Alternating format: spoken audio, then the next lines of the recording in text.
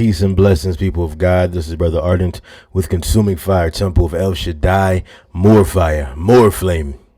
There are spiritual ramifications for moving in with someone. That includes family and roommates. On the surface, it may look like this is my room. This is your room. You handle this much of the bills. I handle this part. You understand? Yeah, well, yes, they understand. But it's much deeper than that. That's just in the flesh. So you understand that there are spiritual ramifications to this. What you have actually done is spiritually joined households, right? You are under one roof. Therefore, you are now one household. For example, let's say all the people in this picture are roommates, but the man in the middle on the couch in the red shirt has a spirit of poverty on him. When he moves in, that spirit will move in with him, right? Because unless you're dealing with some type of territorial spirit, spirits follow you where you go. If a spirit is attached to you, then it's attached to you, right? So if the spirit of poverty is attached to this man and he's done nothing to cast it out, then that's what he deals with. It will begin to affect and infect everything that he has, his belongings and his household. The longer the roommates stay in this household, they will begin to acquiesce to the spirit. They'll begin to come in agreement with the spirit. It is written, bad company corrupts good character, meaning those around you can affect what you do, right? They can affect your character. So this man right here can start to say things like, as he deals with the spirit of poverty, I will never be able to afford that. I can never do such a thing because I'll never have the money to go. Man, I can't do that, etc., right? These are poverty type statements. I don't make these statements because it's written that life and death are in the power of the tongue, and those who love it shall eat the fruit thereof. Therefore, I only speak life, right? Because I love life. I hope you understand me. When you make these strong verbal statements, it begins to become your reality. You never will be able to do such and such. But anyway, I'm diverging. This here is a scrying mirror. It's a tool used for divination.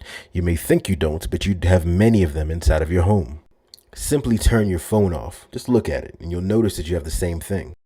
This is one of the televisions in my house. If you notice, they are one and the same. In fact, there are some people who use their cell phones while they are turned off as scrying devices.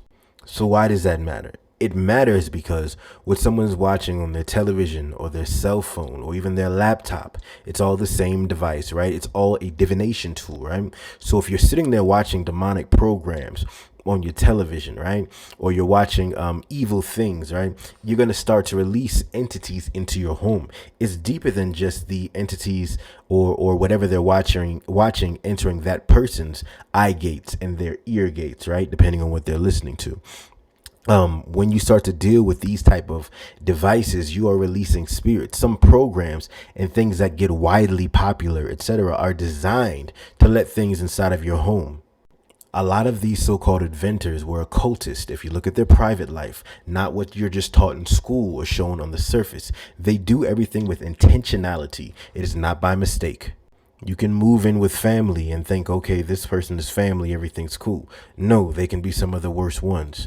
I've seen it personally where I've seen anger spirits transfer from one person to the other, right? In live time, in real time, all of a sudden, they're just angry. It's because spirits love to travel, right? They love to duplicate and they love to go from person to person.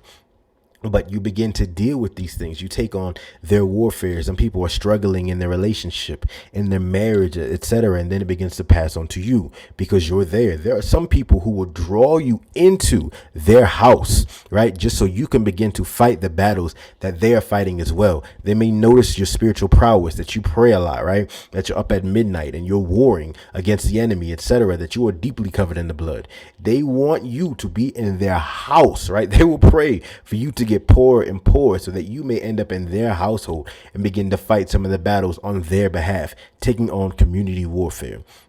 And any of you who have there's a reason that scripture says, as for me and my house, we shall serve the Lord.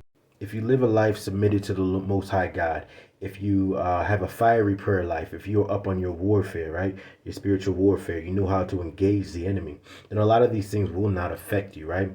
But it's also written, right, that no weapon formed against me shall prosper.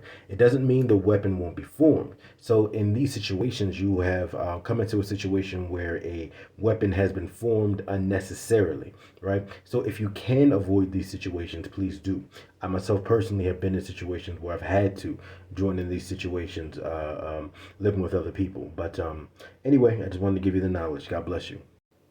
Oh, and check me out on YouTube if you're watching this on TikTok. Consuming Fire Temple of El Shaddai, to where I have full prayers on those videos, and the extended version of most of these videos on TikTok are there. God bless.